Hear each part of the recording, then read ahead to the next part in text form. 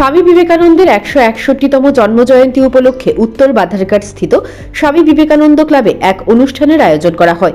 অনুষ্ঠানে উপস্থিত ছিলেন মুখ্যমন্ত্রী ডক্টর মানিক সাহা, বিজেপির 8 নম্বর বরদোয়ালি মণ্ডল সভাপতি সঞ্জয় সাহা, এলাকার কর্পোরেটর সহ ক্লাব সভাপতি সরোজ চক্রবর্তী এবং সম্পাদক সহ অন্যান্য বিশিষ্টজনেরা।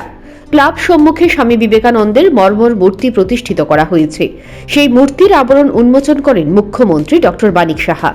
অনুষ্ঠানে বক্তব্য রাখতে গিয়ে মুখ্যমন্ত্রী ডক্টর মানিক সাহা বলেন, বিবেকানন্দ যে নীতি আদর্শ নিয়ে চলার পরামর্শ দিয়েছেন, সেই নীতি নিয়ে যদি মানুষ চলত তাহলে এই সমাজে হানাহানি থাকতো না, সমাজে কেউ কারোর সঙ্গে ঝগড়া বিবাদে লিপ্ত হতেন না, অগ্নিসংযোগ, খুন, সন্ত্রাস, নারী নির্যাতন ইত্যাদি হতো না, কিন্তু কেউ কোনো ধরনের বিবাদে লিপ্ত হতেন না। মানুষ আলো থেকে অন্ধকারে যাবার একটা প্রবণতা দেখা দিয়েছে। তাহলে কেন এত হানাহানি?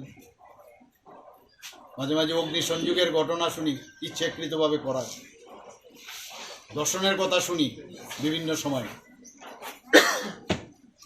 কোন সন্ত্রাস, বিভিন্ন সময় বিভিন্ন আমরা যে ঘটনাগুলো শুনি। যদি স্বামীজির যে বার্তা যে আমরা সবাই মিলে আমরা সুন্দরভাবে থাকব এবং সেবার মানসিকতা নিয়ে আমরা চলবো, তাহলে এগুলো হতো না।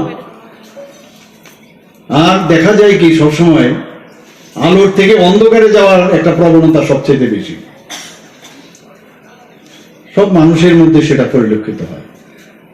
তো আজকে সত্যিকারের অর্থে আমরা যদি স্বামীজিকে আমরা শ্রদ্ধা দিতে হয়, তাহলে ওনার যে কথা সেগুলো কিন্তু আমাদের মনে রাখতে হবে এবং সবসময় সৎসঙ্গে চলা, সৎ মানুষের সাথে কথাবার্তা বলা, আর অসৎ সঙ্গের থেকে দূরে থাকা। চেষ্টা করবেন অসৎ সঙ্গ, যে অসৎ চিন্তা ভাবনা করে তাকে সৎ পথে আনা।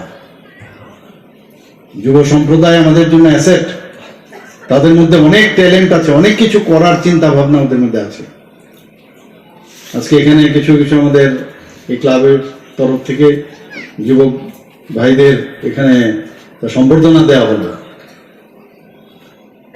এই সম্বর্ধনা দেওয়ার অর্থ হচ্ছে যে আজকের এই স্বামীজির এই জন্মদিনে ওনার যে আদর্শ, উনি যে চিন্তা ভাবনা করেছেন, সেটাকে মাথায় নিয়ে সামনের দিকে এগিয়ে যাওয়া। আমরা সবাই জানি যে উনিও কিন্তু পারপ্লেক্স ছিলেন, আমি কোথায় যাব, কিভাবে ভগবানকে আমি পাবো, একবার এদিক এদিক, শেষ পর্যন্ত উনি খবর পেলেন আমাদের রামকৃষ্ণ পরমহংসদেবের। দক্ষিণেশ্বরে গিয়ে